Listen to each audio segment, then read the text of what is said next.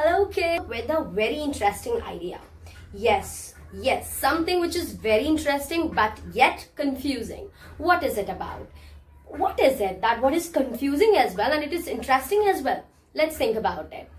Actually, we all have heard about poetic devices since the beginning. Not the beginning, but from our class 9th. But yet, we are confused. What is it?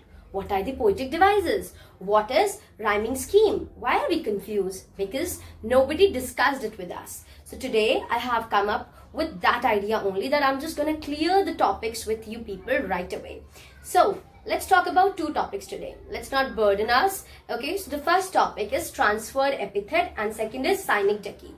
You have heard about it, right? Class 10th, you have done the poem, that was the ball poem. Okay, and you have also done Fire and Ice, that was written by Robert Frost. Don't forget it, it's important. Okay, Fire and Ice, even if you had Dust of Snow. So these are important poems. For example, when we talk about metaphors, poetic devices we are talking about. The most common poetic devices, metaphor and simile. So do you remember anything that is actually about metaphors? Okay, what does ice represent? I guess it represents hatred. And what does fire represent?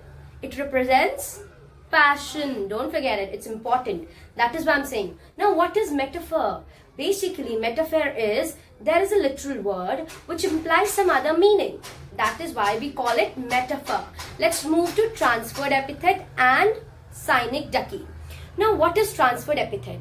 When attribute of one object are transferred to another object. Attributes of one object are transferred to another object. For example, do you guys remember class 11, there was a poem that was the Laburnum Top, right? In that only poem, what was happening? That there was a goldfinch on which there was a shadow, right? Now that shadow, the barred face, there was a term, the barred face. Do remember, most of the times, synecdoche and transferred epithet are found in pair of the words. Now, when we talk about transferred epithet, now what is transferred epithet? What is being transferred? Basically, the shadow was falling upon the branches. The shadow of the branches was falling upon the tree. But it was actually concluded that this barred face is related to the goldfinch. And you know, goldfinch, if you actually Google the picture of a goldfinch, you will find it out that goldfinch has a mark on his forehead. Okay, and that is considered to be a barred face. Then we move to synecdoche. What is synecdoche now? Where transferred epithet talks about one thing. For example, barred face means the shadow is being transferred to the face. But in synecdoche, the whole idea. Synecdoche talks about the whole idea. For example, do you remember terrible transient feet?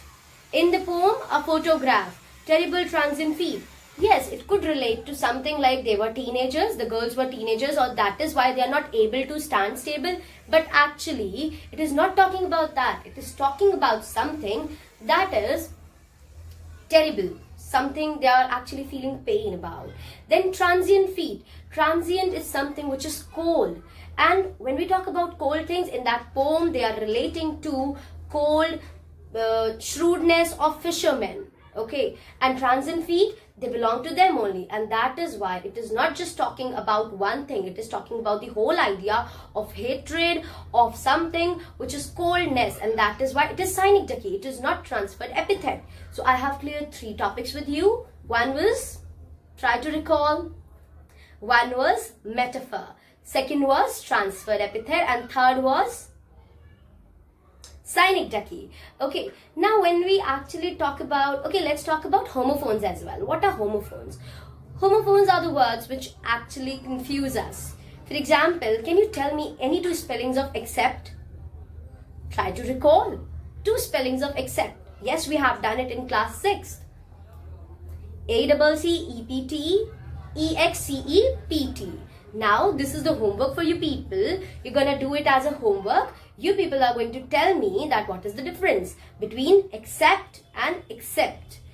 There is a difference between pronunciation as well, but a bit. Dialects are there.